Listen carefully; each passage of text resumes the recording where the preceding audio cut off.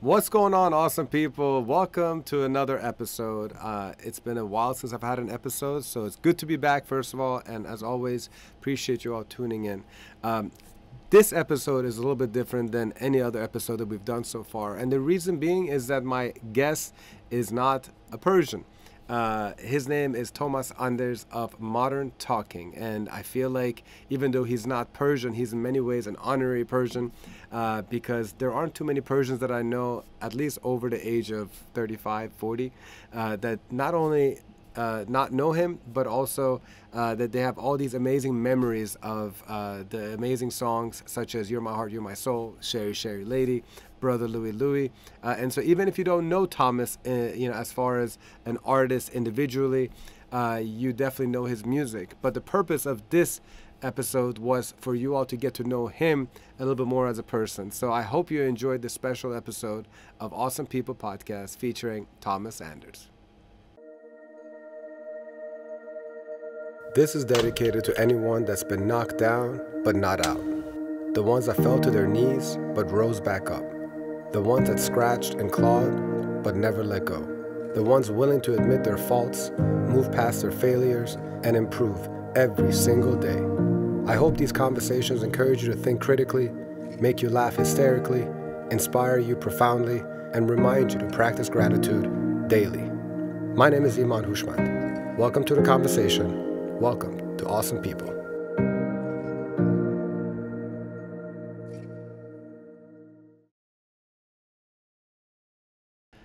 Well, ladies and gentlemen, this has got to be one of the most exciting Awesome People podcast episodes that I've had the pleasure of starting off on, and it is with none other than global superstar Thomas Anders from Modern Talking. Thomas, how are you, my friend? Welcome from Koblenz, right? Yes, I'm in Koblenz. Thank you so much, Iman. It's always wonderful to talk to you and to see you. I love these techniques here, and I have the chance to go all over the big place, the ocean, and to see you. And you're fine, you're looking fine, and I'm very happy to be here. Thank you. We've had a lot of fun touring together in US and Canada, and it's been a distinguished pleasure to welcome you to stages where your adoring fans get to enjoy a high energy, nostalgic, fun, and memorable performance by you and your incredible band. Thank you. Full of talent. So I'm so happy that I get a chance to talk to you and really just get to know you a little better. And as you know, I'm Persian, and you have a loyal following of Persians from around the world. And, yes. I don't know if you remember, but we have one thing in common, and that is that we're both born in Koblenz, And so, ich bin ein Koblenzer Schengelchen. And you're more than I am, because I wasn't born here, but I live here. But this is something I will never forget in my whole life. The first time when we met each other and you said, I'm born in Koblenz, I thought you were kidding. We met, I don't know where it was. It was in the States. It was DC. DC. Washington, D.C. Washington, D.C., my hometown. Yeah. Okay. So for me, it was, where's the candid camera? What's going on here? I don't believe that. But the world is small. It's a small world, and so this is completely crazy for me. Yeah. So I'm sitting here in Koblenz, and I'm talking to you in the States. Great. We did a nice little role reversal. I spent my first 10 years in Koblenz, and I have this personal story which I may have shared with you that day in DC when we first met, but I was about 7 or 8 years old in 1987, 88, and there was a huge carnival in Koblenz, and we were at Brustolon restaurant where I used to clean the ashtrays, and the word was coming around that you were coming into this parade, and then I remember seeing you from like 20, 30 feet away, and you were sitting at one of the tables at Brustolon.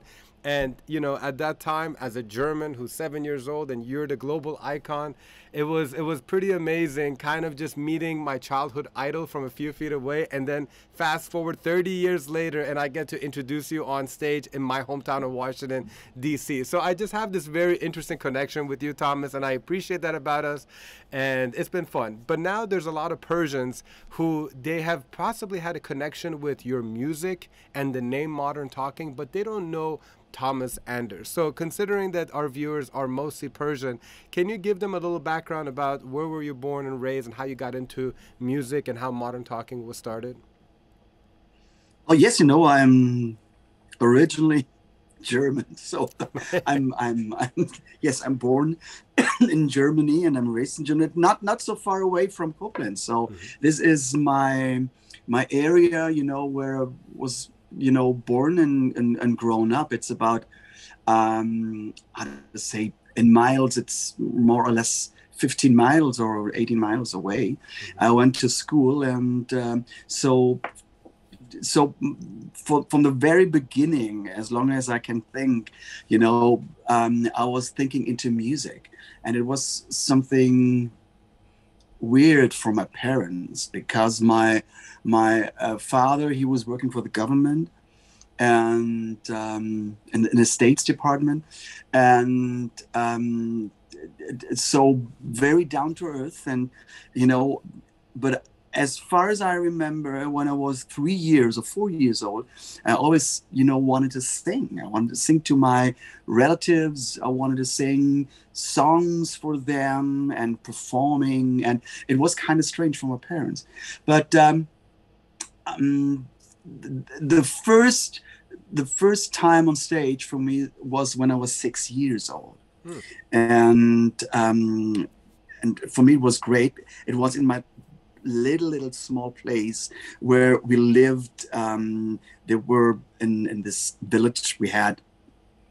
I don't know if you have something like this in America. It's 150 people were living there, so this Oh, is nothing. This is yes. everybody knows everyone. Smaller than a Uh, village. this is small. This is nearly, you can see it from a satellite. So, Wow.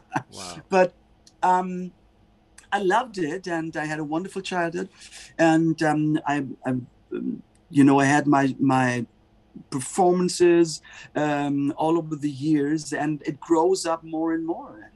And I made my first record contract with 15, and the producer, he just, you know, heard me, and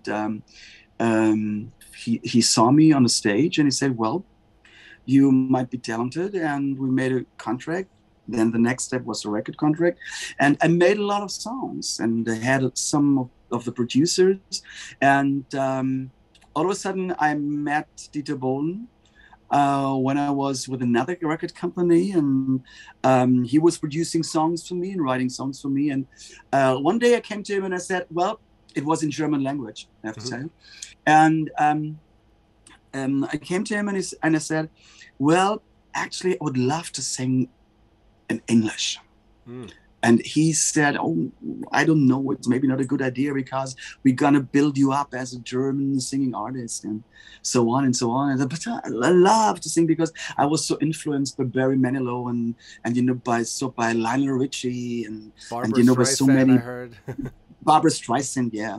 So big names in the States, and the Bee Gees, and he said, "I don't know if I want to do this," but we had a recording session. This was in 1984, and at the end of September, beginning of October, and I had to record my new German single.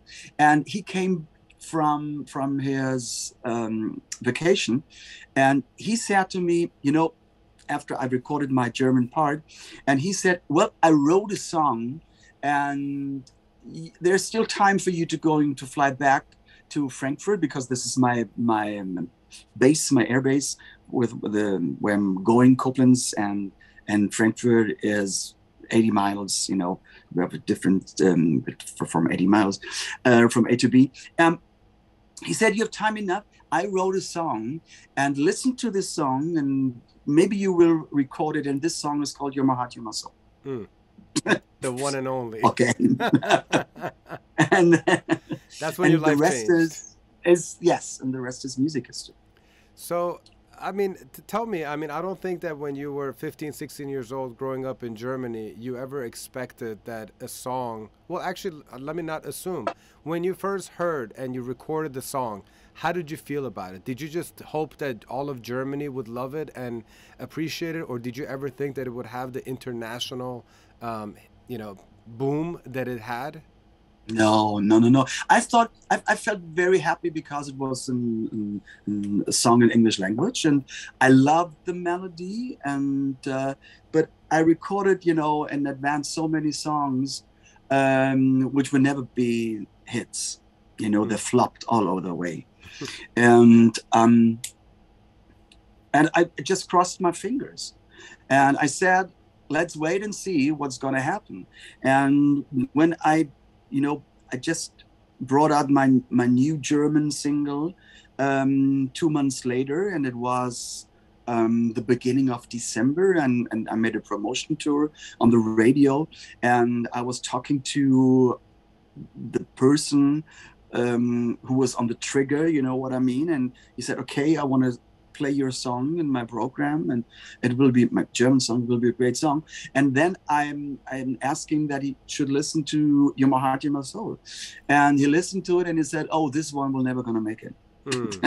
This is, there's no chance, because it makes no sense. And the melody is so, it's not commercial enough, blah, blah, blah. But like we know today, he was wrong. Wasn't right. Let me ask you, Thomas. I mean, because what I've always appreciated about you is that you've been a very humble individual, and perhaps a lot of that has to do with your parents as well. But I feel like your world was flipped upside down in many ways, in a great way, but I'm sure in many ways it's just very overwhelming to be 16, 18, 20, 24, and just being overcome with this incredible amount of love and support, adoration. What kept you grounded, and how did you make it through the tougher days of handling this type of unexpected stardom?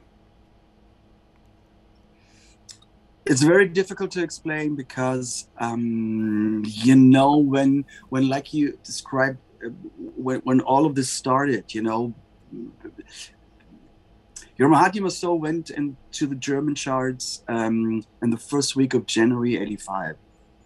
And so I was very, very, happy, and I loved it. And the record company, it's every time when you enter the charts, the record company is calling you. When you're leaving the charts, nobody is calling you. So this is the business. But, I just kicked the charts 38 in the charts with You're My Heart, You're My Soul, and with Modern Talking. And first, it was my first chart registration ever, and I felt so proud about that. And the record company called and said, "So we know from the salaries, it's gonna be very, very big, because next week we're gonna be rising up in the charts." But this was the reflection, in the first 2 or 3 weeks. And, in the third week, we entered number 2 in the German charts. And so this was, wow. I felt like I'm flying, 24 hours. But the next step was that, I think 2 weeks later, something like this, we entered the charts. We were number 1. And then the record company called. Today you just watch on the internet, and you can see it in between seconds what's going on. But please remember, this is now 30 blah blah plus years. And so I had to wait for a phone call from the record company. And then they called me and said, "We entered the charts in the Netherlands, and we entered the charts in Austria and in Switzerland. And the week later, we entered the charts in France and in Sweden and Finland, and then in Spain." And it was like, can you feel it when from week to week it gets bigger and bigger and bigger, and you think, "Oh my God, what's going on?" I have no clue what's going on. And after 2 months, we knew this will be a European hit. Half a year later, we knew will be nearly a worldwide hit. So Asia, South Africa, South America, even the song was into the US charts, Your My Heart, You're My Soul. But this was, I think, 1 year later. I'm not quite sure about that. And so it just pushed me up into a complete new dimension. And what was the question again? Well, I was just asking how you were able to deal with all of this success and be able to stay grounded and not let it get to your head and not let it, you know, a lot of people become victims of this success, you know, and I was watching one of your old interviews and you said, I wanted to live the success I had, which is why you kind of wanted to kind of step away, because it was like going 180 miles per hour and you weren't able to enjoy it. You know, everybody else was saying, oh my God, you've made it to the big. But you, it seemed like you were grounded enough to realize that I want to take care of myself and I want to enjoy this success as well. Is that correct? I mean, you tell me. Yeah, I think a big point is my childhood. So I had really a great, wonderful, beloved childhood. I have a brother, an older brother and a younger sister. And I had a wonderful time. So I think for the people, if the base from your life, the childhood, is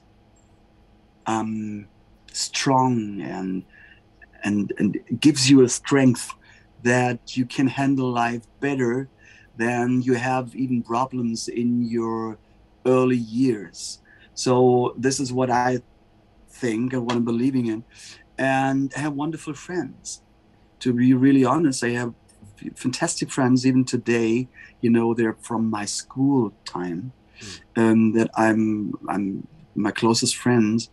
And I think this is the point that you get based, you know, because they know so much shitty things from you. That because I think the problem of a lot of, you know, new very successful artists is the point that they're building up their own vita, because they want to be somebody from their imagination, but you're still the person you're born in. And I think it's always very, very important for you to know. It's a saying that says, how should I know where I'm going as long as I don't know where I'm coming from? And you know, this gives you the strength for building up what's coming next. And if you just want to cut the line, if you want to be someone else, if you want to live, you know, the life of someone else, somebody else, because you're living now glorifying star life or whatever, right. But you have to listen to your inner feelings. And I think this kept me and hold me back on the ground, just this way of thinking. Yeah, it seems like your close friends and family just treated you like Thomas instead of Thomas Anders of Modern Talking, you know, and that homeliness is what kept you grounded. It seems like. That's amazing. Yes, and you know, when we had our you know, when we had our dinners and, you know, parties together, then not the career and not Modern Talking was the topic. Yeah. It was our time together we had in the past years, and even today. You know, there are some snippets of my career, what's going on, but the main part of our conversation is the heart and what we have together and what we had together, not my career, because this is completely secondary. I love it. So your family and friends are your heart and your soul. Exactly. Well said. So let me kind of transition now to my people, the Persian people. And I'm curious, at what point in your career did you become familiar with, oh man, these Persians, they're really big fans of mine, these Iranians. Do you recall that? Is it more in the 80s, or did it come through a nostalgic down the road? When did you become aware of the crazy Persian fans? It was not in the 80s, because just to repeat it again, so we had a different time. We didn't have the World Wide Web.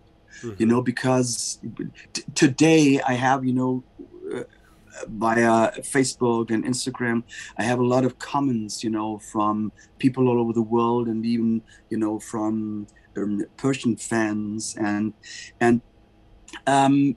but it's, I don't know, 10 years ago, I'm bad in counting years. I had, as you know, I had this wonderful duet with Omid. Yes. And we met each other in London. And you know, I was told he's a big star in the Persian community. And, you know, I'm always open to people. I love, you know, just collaboration.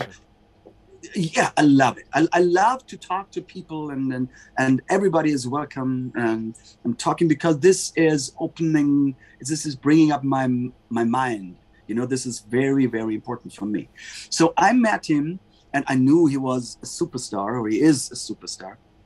And then he came to me and said, "Do you know that you have millions of fans, of Persian fans?" And I said, "You're kidding? Is it because?" Yes.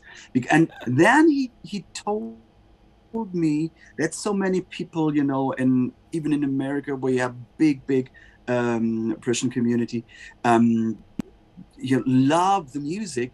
And then I started just, you know, to make my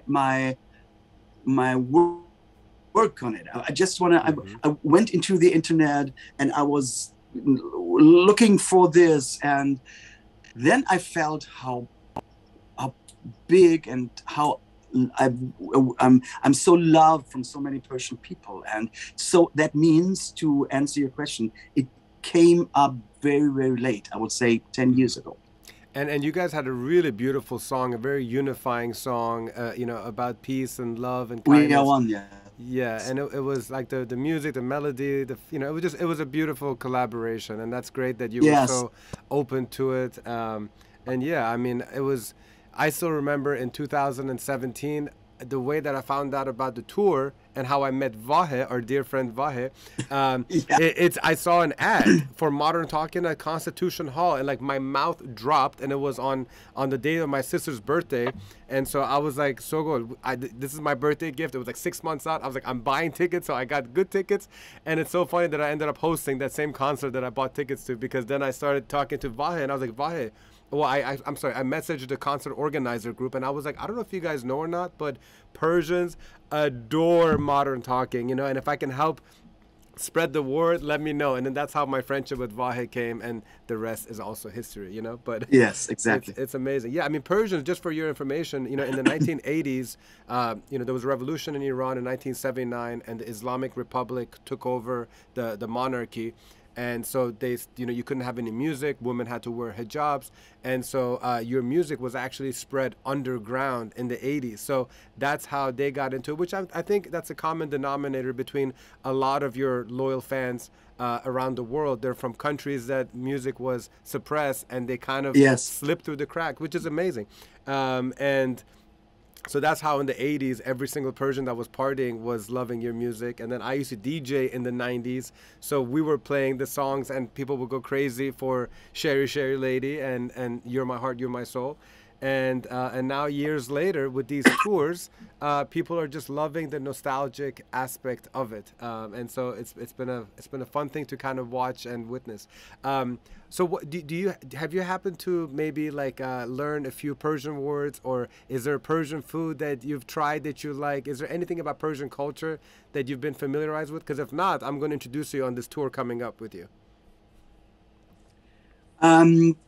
My question, what is typical Persian food? Maybe I love it, but I don't know that's typical Persian. Yeah, so there's a couple of things. Definitely kebabs is definitely one of them. Either it's kebab, beef or lamb or chicken kebab with Okay. rice. So it sounds like you haven't had it, which means that at least in one of the restaurants that are in LA or Chicago, they have really, really good Persian restaurants, and New York.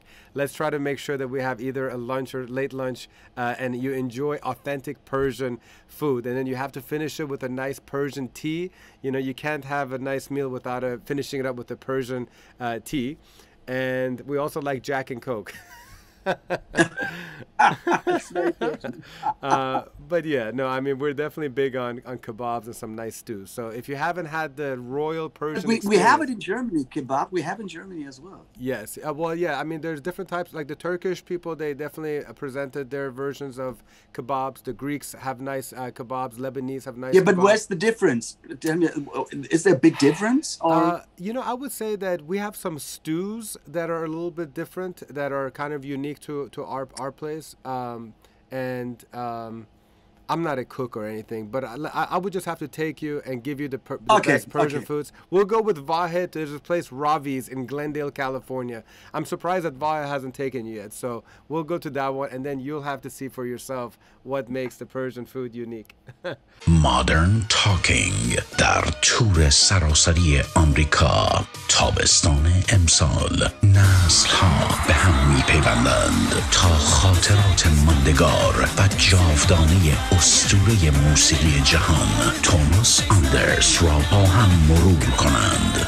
تابستان امسال توماس آندرس Modern Talking live in concert in North America. خواننده میهمان ساندرا، مجری برنامه ایمان هوشمند.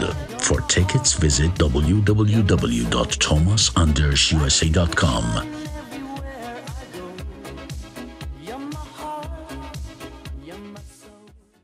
So Thomas, the question that I wanted to ask you is that, you know, you've had a long, amazing career so far, and I hope it continues to be long and amazing. You know, you've traveled the world, you've performed in front of God knows how many thousands of people. There's a lot of check marks that, as an artist, I feel like you have checked off. Is there anything in your professional career that you still hope to accomplish in the years to come that you haven't yet? Yes, but it will never happen. Don't say that. What is it? I have some connections. You know, just to sing one day with Barbara Streisand. So she is the goddess. You know, she is perfect and entertaining and with her voice, and she's really great. But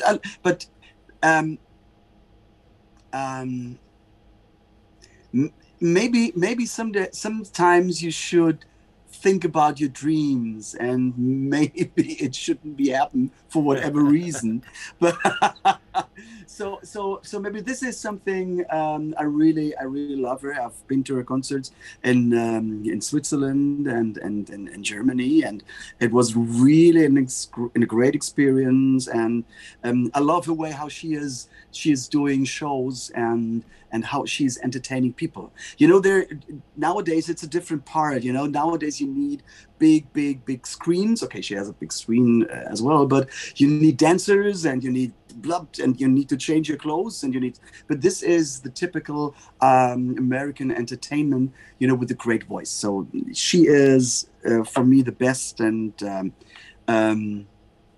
well, maybe I should send some in the universe. Yes, I think right here, right now, I'll make sure that this is amplified. You know, that would be great. Okay. I actually didn't know that she's still even performing like live and stuff. That's incredible. She's been around for quite a bit of time, and for her to still be performing, God bless her and her soul and her voice. I don't know if she's performing. The last tour was, I think, 5 years ago. Mm-hmm. So she's now turning nearly into the 80s. So I have no clue. So I don't think that she will be returning on stage anymore, because she's very, very smart and she knows exactly. Yeah. As long as she has the power and the quality to make it in perfection, she will never ever enter stage anymore. Yeah, no. But this is what I like. You know, this is what I like. She's amazing, and I loved how she took the comedic route and was in the Meet the Fockers. Like, you know, you saw her, you saw her incredible talent as an actor again, and just her humor, personality. Yes. Great choice. Well, listen, I hope that your dream comes true, my friend. You never know. Okay, thank you. I'm gonna make my phone calls for you, whatever I can. Okay. Let's talk about it in August. Yes, for sure. All right, well, that's a great segue. So let's talk about August. For those who don't know, Thomas and the band is going to be performing alongside Sandra in the U.S. tour, which is starting off in Chicago. We'll be going to New York, New Jersey, Boston, Houston, San Jose, and then 2 nights of LA because they just can't get enough of him. And it's going to be an incredible tour. Are you excited or what? It's a stupid question, but I'm assuming you are. Oh, yes. You know, after all the pandemic years, we have to face it. You know, it's now 4 years ago that I've been there, and I always love, you know, to be on stage in the US. And next week, no, in 2 weeks, one and a half week to put it on the point. We have here in Koblenz with all the musicians and technicians a rehearsal session, you know, to make the rehearsal for new songs or songs which are out of the program and coming back, and to make new songs, bringing new songs into it. I'm working on this since a couple of months, and it will be a great show. And I'm looking forward just to be on stage. It's always so fantastic for me. And, you know, to be honest, for me as a German, you know, the first time when I just entered the stage in New York City, and I came out on stage, and you have to think about how Germans, you know, America is the country for entertainment, and if you make it in America, you will make it everywhere. Right. So I just came out and I said, "Good evening, New York City," and this gave me really a shower, some goosebumps. So I was, you know, standing on stage and having tears in my eyes to say, me as a German artist, to say I have the chance to perform for so many people in New York City. That makes me very proud. Not Los Angeles, I love Los Angeles. It's wonderful there, but New York City is the place to be. So I'm looking forward for the show in New York City this time. And you know what, Thomas, what I really love and admire about you is that you don't just bring a lot of people together, you bring different nationalities together, different cultures together. It's like, it's truly a beautiful thing. I'm accustomed to hosting Persian events, you know, but I've thoroughly enjoyed hosting yours because it's the only time that under one roof or under the stars in Los Angeles, yes, you get to see Eastern Europeans, you see Persians, you see Latins, you see Arab, you see Armenians, you see so many different nationalities, background, and cultures, and it's just a beautiful thing to see everybody together, and it's because of you, my friend. So I really I admire that and about you, and I'm proud of you, and I'm lucky to be able to share the stage with you in August of 2022 after a long hiatus. So and I appreciate your time and looking forward to an amazing tour with you. Thank you so much. I'm really looking forward to it, and I love looking really forward to hug you and to see you again. My pleasure, my friend. Thank you. Hi to the family, and good to see you again. Take care. See you. Bye-bye. Bye-bye.